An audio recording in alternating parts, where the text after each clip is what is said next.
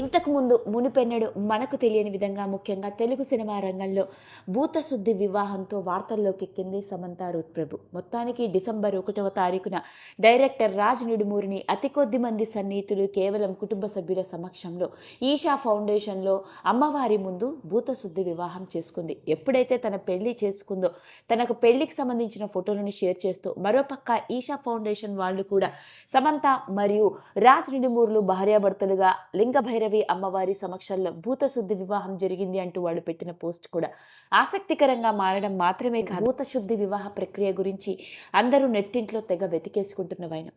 మరి ఇదిలా ఉంటే పెళ్లి తర్వాత సమంత తన హ్యాపీనెస్ని అందరితో పంచుకుంది. ఆమె మిలియన్ల ఫాలోవర్స్, అభిమానులు, సన్నిహితులు అందరూ ఈ జంటకి కంగ్రాచులేషన్స్ అంటూ విషెస్ని పెట్టేశారు.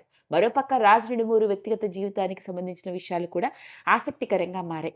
మరి ఏది ఏమైనప్పటికీ సమంత పెళ్లి చేసుకుని వైవాహిక బంధంలోకి అడుగుపెట్టింది. మరి పెళ్ళయి పట్టుమని 2 రోజులు కూడా గడవక ముందే సమంత ఏం చేసిందో తెలిస్తే ఆశ్చర్యపోవాలి. సాధారణంగా సినీ సెలబ్రిటీలు వాళ్ళ పెళ్లిళ్ల తర్వాత పెళ్లిళ్ళని ఎంత ప్రైవేట్గా చేసుకున్నా రిసెప్షన్ అంటూ గ్రాండ్గా ఇండస్ట్రీలోని వాళ్ళని, ఫ్రెండ్స్ని ఇలా పిలిచి చాలా హడావిడి చేస్తూ ఉంటారు. కానీ సమంత మాత్రం ఈసారి అలా చేయలేదనే చెప్పాలి. తన పెళ్లి ఎంతో సింపుల్గా తనకు కావాల్సిన వాళ్ళ మధ్య చేసుకోవడం మాత్రమే కాకుండా పెళ్ళైన వెంటనే తాను తన భర్తతో కలిసి హనీమూన్కి కూడా వెళ్ళింది. పైగా ఎక్కడికో కాదు, పక్కనే ఉన్న గోవాకి అని చెప్పాలి.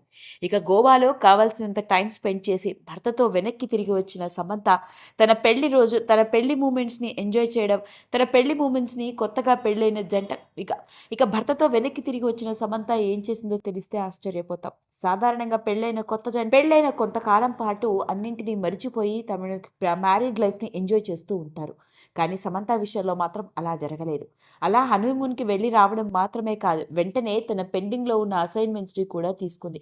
అదేనండి, మళ్ళీ త్వరలో మన టాలీవుడ్ ఇండస్ట్రీకి రీఎంట్రీ ఇవ్వబోతున్న సంగతి మనందరికీ తెలుసు.